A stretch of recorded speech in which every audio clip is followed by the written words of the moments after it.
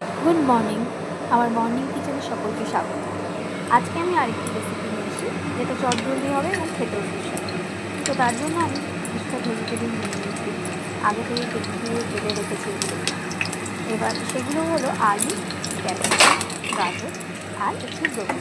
তো আগেই আপনারা দেখতে পাচ্ছেন কড়াইতে তেল দিয়ে নিয়েছি, তেল গরম হওয়ার পরে পাঁচফোড়ন, একটু আদা রসুন পেস্ট, একটা কাঁচা লঙ্কা দিয়েছি। এবারে সমস্ত সবজিগুলো একে একে দিয়ে দিয়েছি। তো সবজিটা রান্না হওয়ার পরে আমি যে পনিরটা রেখেছিলাম, পনিরটাকে আমি গ্রেট করে এর মধ্যে দিয়ে দিচ্ছি।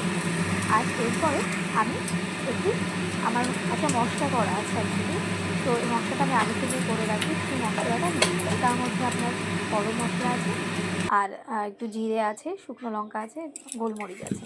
তো আর লাস্টে নামানোর আগে আমি একটু সস দিয়ে দিয়েছি।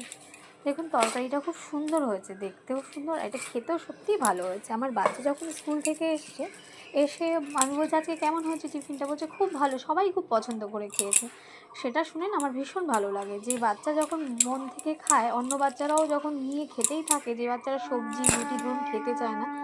এবার আমি বললাম তুই কী খেয়েছিস জানিস, তুই রুটি সবজি খেয়েছিস, তখন বলছে ইস আমি আর খাবো না, কিন্তু খেতে কিন্তু খুবই ভালো হয়েছে। তো এমনি করে যদি যে বাচ্চা খায় না তার জন্য বানানো যায়, তো আশা করি মায়েদের ভালো লাগবে আর বাচ্চাদেরও স্বাস্থ্য ভালো থাকবে। যাই হোক, এবারে আমি ওই সবজিগুলোকে রুটির মধ্যে একটা বড় করে রুটি বানিয়ে নিয়ে আমি একসাথে একদম লাগিয়ে রোল করে নিয়েছি। তো রোল করে দেখুন, এবার পিস কাট করে কয়েকটা পিস করে নিয়েছি। এবার পিসগুলোকে দেখুন কত সুন্দর দেখতে লাগছে, বেশ একটা ফুলের মতো লাগছে। তো এবার এইটাকে হালকা করে তাওয়াতে শ্যালো ফ্রাই করে নেব।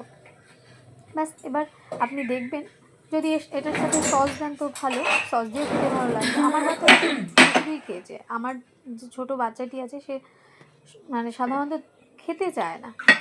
আমার একটু তেল একটু বেশি হয়ে গেছিলো, তো আমি এতটা তেল দিয়ে ভাজবো না, সেজন্যই আমি তেলটাকে ঢেলে রাখলাম। আর শ্যালো ফ্রাইয়ের জন্য জাস্ট তাওয়াটাকে হালকা করে গ্রিস করে নিয়েছি, অল্প তেল আছে এরকমই হবে। তো এবারে এটাকে সেঁকে নিচ্ছি। বাস, শেখার পরেও দেখবেন দেখতে ভীষণই ভালো লাগছে। আর অল্প এরকম করে সেঁকে নিলে হয়ে যাচ্ছে অ্যাকচুয়ালি। এটা না একটা তরকারির মতো খুব একটা মানে যেরকম তরকারিটা থাকে ভেজা সেটাও নেই, এটা আবার বেশ রুটিটা সেটাও বোঝা যাচ্ছে না।